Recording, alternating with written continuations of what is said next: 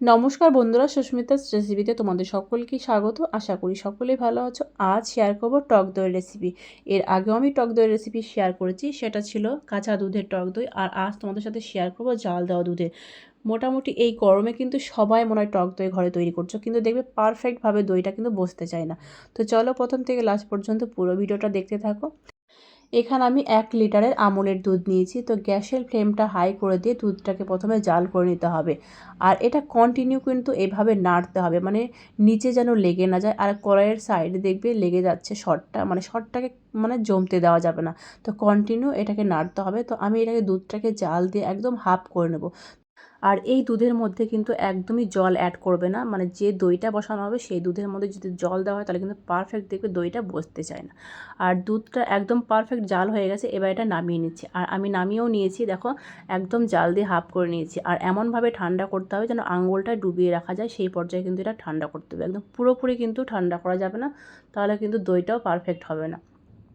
এবার একটা ছোট বাটি নিচ্ছি, এর মধ্যে আমি 3 টেবিল চামচ মতো নিয়ে নিচ্ছি টক দই। এই টক দইটা আমি আগে থেকে ফ্রিজ থেকে বের করে রেখেছিলাম, বের করে এটা জল ঝরিয়ে নিয়েছিলাম। মানে ডাইরেক্ট ফ্রিজ থেকে বের করেও কিন্তু এটাকে দেবে না, তাহলে কিন্তু দইটা ঠিকঠাকভাবে জমবে না।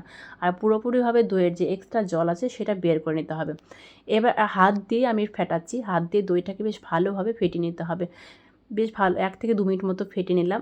আরও কিছুক্ষণ ফেটাতে হবে, মানে একদম স্মুথ করতে হবে দইটাকে। একদম পুরো দেখো একদম ক্রিমি ভাব চলে এসছে, সেই পর্যায়ে দইটাকে ফেটিয়ে নিতে হবে। আর এটা হাত ছাড়া হ্যান্ড হুইস্কের সাহায্যে, মানে যে কোনো কিছু দিয়ে চামচ দিয়েও করতে পারো, কিন্তু হাত দিয়ে হলে সেটা বেশ ভালো হয়। এবার এর মধ্যে 1 চামচ আমি দুধ অ্যাড করলাম। এবার এই দুধটাকে দইয়ের সাথে বেশ ভালোভাবে মিশিয়ে নিতে হবে। আর এমনভাবে এটাকে কন্টিনিউ মিশাতে হবে যেন একদম পুরো দইয়ের সাথে পারফেক্টভাবে মিশে যায় দুধটা। আরও 2 চামচ মতো দিয়ে দিলাম, মানে মোট আমি এখানে 3 চামচ মতো দুধ দিয়ে দিলাম। ডাইরেক্ট কিন্তু দইটা ফেটিয়ে দুধের মধ্যে দেবে না, এক্সট্রা কিছুটা দুধ নিয়ে মিশিয়ে তারপরে কিন্তু যে বাদবাকি যে দুধটা আছে তার মধ্যে তখন মিশিয়ে দেবে। বেশ ভালোভাবে মিশিয়ে নিয়েছি। এবার এক্সট্রা যে দুধটা আমার রয়ে গেছে এর মধ্যে সেই দই দিয়ে মিশানো দুধটাকে ঢেলে দিলাম, দিয়ে আবারও বেশ ভালোভাবে আর বাদবাকি দুধের সাথে একটু মিশিয়ে নিতে হবে। এবার 2 মিনিট মতো মিশিয়ে নেওয়ার পরে এবার হ্যান্ড হুইস্কের সাহায্যে আমি যে ফেনা ফেনা ভাবটা হয় সেটা তৈরি করব। এটা করলে দেখবে দেখতে বেশ ভালো লাগে, পুরো দইয়ের উপরে একটা সরের মতো জমে, সেটা কিন্তু বেশ ভালো লাগে। তো একটা হ্যান্ড হুইস্কের সাহায্যে পুরো দইটা দেখো সেই ফেনা ফেনা হয়ে গেছে, বেশ ভালোভাবে মিশিয়ে নিয়েছি। এইবার যে পাত্রে বসাবে তোমরা সেই পাত্রের মধ্যে ঢেলে নেবে। তো আমি এখানে একটা মাটির ভাঁড় নিয়েছি, মাটির ভাঁড়ের মধ্যে এটাকে দুধটাকে ঢেলে নিচ্ছি। আর এটা যে কোনো পাত্রেই বসাতে পারো, স্টিলের পাত্র বলো, একটা কাচের বাটিতে বলো, যে কোনো বাটিতেই কিন্তু বসাতে পারো। প্রথমে আমি বাটিটা ভরে দিলাম, কেন কি এটা একটা ফেনা ফেনা ভাব আছে, এটা অনেকটাই কিন্তু কমে যাবে। আর যদি এই ফেনা ফেনা ভাবটা তোমরা না আনো তাহলে এটা অতটা পাত্রের মধ্যে কিন্তু ভরার দরকার নেই। তো আমি যেহেতু এই ফেনা ফেনা ভাবটা এনেছি সেই জন্য প্রত্যেকটা পাত্রে আমি ভরে দিচ্ছি। আর বাদবাকি যে দুধটা ছিল দেখো স্টিলের বাটিগুলোতে আমি ঢেলে নিলাম।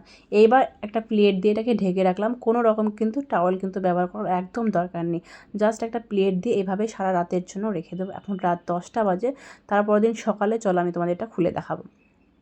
তো সকালবেলা ফিরে এসেছি, দেখো দইয়ের কী অবস্থা। আমি ভাতটাও ভরে দিয়েছিলাম আর বাটিগুলো কিন্তু অনেকটাই ভরে দিয়েছিলাম, দেখো কতটা কমে গেছে আর কী দারুণ হয়েছে। তো এভাবে দেখো বাটিটা উল্টালেও কিন্তু পড়বে না, এত পারফেক্টভাবে সেট হয়েছে।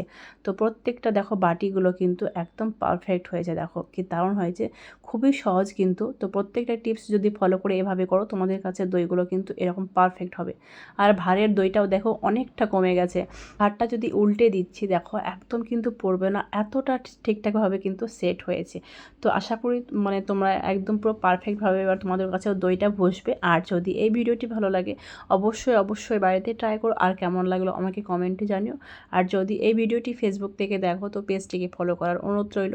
আর যদি ইউটিউব থেকে দেখো তো চ্যানেলটিকে সাবস্ক্রাইব করে দিয়ে পাশে থাকা বেল আইকনটি ক্লিক করে দিও সবার আগে নতুন কোনো রেসিপির আপডেট পেতে। আজকের মতো এই পর্যন্তই, পরের দিন নেক্সট কোনো ভিডিওর সাথে দেখা হবে।